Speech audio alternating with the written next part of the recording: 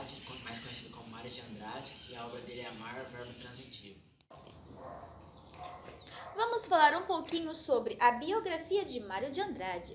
Mário de Andrade foi um dos pioneiros da poesia moderna brasileira com a publicação de seu livro Pauliceia Desvairada em 1922. Foi também escritor, crítico literário, folclorista, músico e fotógrafo brasileiro. Ele formalizou também o papel que ele havia desempenhado durante muito tempo como catalisador da modernidade artística. Exerceu também uma grande influência na literatura moderna brasileira e, como ensaísta e estudioso, foi um pioneiro do campo da etnomusicologia. Depois de trabalhar por muito tempo como professor de música e colunista de jornal, ele publicou seu maior romance, Macunaíma, em 1928. Lembrando também que Mário de Andrade foi músico treinado e mais conhecido como poeta e romancista. No final de sua vida, tornou-se diretor fundador do Departamento Municipal de Cultura de São Paulo. Agora eu vou falar sobre as curiosidades de Mário de Andrade. Mário de Andrade, ele foi um escritor modernista, um crítico literário, um musicólogo, um folclorista e também foi um ativista cultural brasileiro. Seu estilo literário marcou muito a primeira fase do modernismo no Brasil.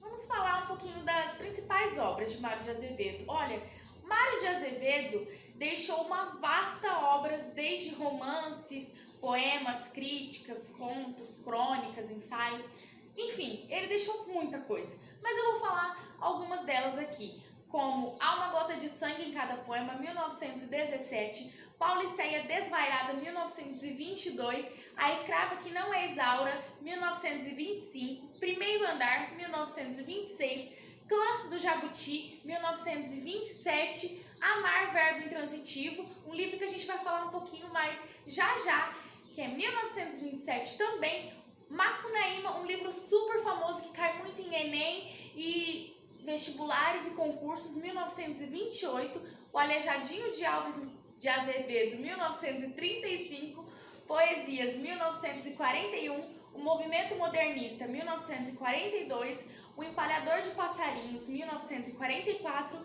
Lira Paulistana, 1946, Contos Novos, 1947, Poesias Completas, 1955 e O Banquete, 1948. Também poemas como Moça Linda Bem Tratada, Eterna Presença e Soneto. Você falando sobre os personagens, o primeiro personagem é o pai de Carlos, Felisberto Souza Costa. Ele é um doutor dentro da história. E o outro personagem é a mãe de Carlos, Dona Laura. Era submissa ao seu marido, sem contestá-lo sobre as decisões dele. E ela é uma burguesa, dona de casa. O próximo personagem é Carlos, principal da história, Carlos Alberto. Ele tem 15 a 16 anos, filhinho querido da família, sempre mimado. Maria Luísa é a irmã de Carlos, com 12 anos de idade. Teve uma parte da história em que ela passou por uma parte grave e ficou doente, enquanto acho que ela ia para o Rio de Janeiro. Laurita, a irmã de Carlos, com 6 anos de idade. A Aldina, a última irmã de Carlos, também com 5 a 6 anos de idade. E esses são os personagens dentro da história e um pouco sobre eles. Vamos falar um pouquinho sobre o contexto histórico do autor Mário de Andrade. O livro Amar, Verbo Transitivo foi escrito entre o período de 1923 e 1924 por Mário de Andrade e pertence à chamada primeira fase do modernismo brasileiro. Os vanguardistas da literatura modernistas tinham como objetivo o término de vestígios parnasianismos e simbolismos. Agora sobre o protagonista e o antagonista da história. O protagonista é Carlos, ele é meio infantil dentro da história e considerado um machucador pelo narrador. Quando ele começa a conhecer Fraulein, que é a Elsa, a governanta, ele começa a amadurecer mais dentro da história. E o antagonista é a Elsa, que é a governanta. Ela veio para ensinar alemão aos filhos de Felisberto. ela é uma mulher mais viva dentro da história, mais de carne e osso, pelo que o narrador fala. Ela tem mais convivência dentro da história, mais natural. Bom, a história do livro Amar Verbo Intransitivo aconteceu no cenário de Higienópolis. Difícil, né? Mas é um bairro da classe alta de São Paulo. Aí, durante o decorrer da história, o cenário muda para a cidade de Rio de Janeiro, porque a família precisou ir em busca de recursos médicos para ajudar a sua filha.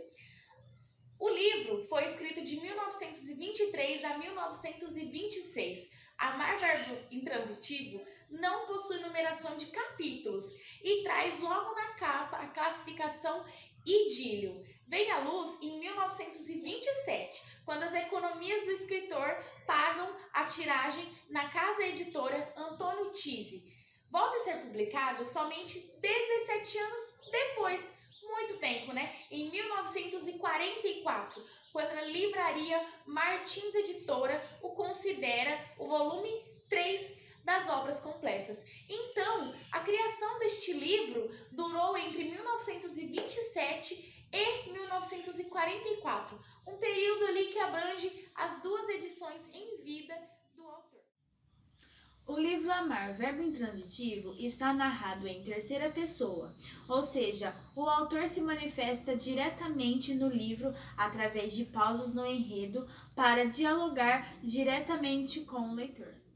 O Amar Verbo Intransitivo começa simples, começa com a porta do quarto se abriu e eles saíram no corredor. Eles quem? Elsa Fraulein, uma alemã que foi contratada por Souza Costa, o pai. Ela foi contratada de início para fazer aulas simples, como ensinar piano, ensinar o alemão, ensinar etiqueta, enfim, coisa simples, nada sexual. Mas depois a preocupação com o menino Carlos, que tinha entre 15 e 16 anos, e era muito meninão, muito imaturo, e ele, o ano que vem, tinha que ir para a faculdade, sozinho no Rio de Janeiro, e ele precisava ser mais homem, mais macho alfa, né? Então, começou a ter uma boa educação sexual pela Fraulein.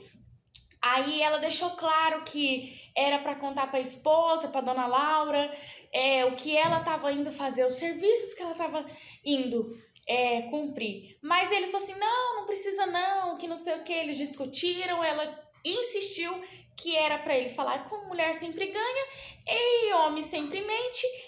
Então ele falou assim que ia contar, mas acabou não contando. Ela começou, já chegou lá na casa de táxi, deu R$500 pro motorista, começou tudo tranquilo, tava indo super bem. As menininhas de 12 anos lá, a Maria Luísa, ela já tava falando alemão, enchia a mãe de orgulho, tava toda orgulhosa. Nossa, que gracinha minha filha falando alemão. E aí depois começou as aulas com o menino Carlos. Aí ele pegou e começou a sentir uma paixão, o coração dele começou a acelerar, a mão dele começou a suar, começou a apertar a mão, parecia que estava morrendo, uma sensação estranha que aumentava. Ai meu Deus, Fraulein, era um amor. Depois passou, ela começou a instigar o menino, com o botão desabotoado dava aula, falava no ouvidinho dele, vem aqui que eu te ajudo, e o seio tocou no ombro, naquele ombro musculoso do menino. E, enfim, rolou muita coisa por aí, que os dois se beijaram, a mãe descobriu, queria mandar a Fraulein embora, mas no final aí, vamos ver com o prosseguir do caminho. Souza conta tudo para Laura, mas por orgulho Fraulein decide sair da casa. Mas para Carlos não sofrer, elas entram em um consenso e pede para Fraulein ficar na casa, e ela aceita. Fraulein mente para Carlos dizendo que está grávida. Logo quando Carlos descobre a verdade, ele vai até o quarto de Fraulein para falar com ela, e ela não abre a sua porta do seu quarto. Um pouco depois disso, Fraulein decidiu ir embora, tem que ir embora da casa. E assim que ela se indo embora, pede para se despedir de Carlos. Ela dá um beijo na testa de Carlos e acaba chorando. E um tempo depois da sua despedida, vários anos depois, ela se encontra com Carlos no carnaval, mas Carlos já sem sentimento só acena para Fraulein.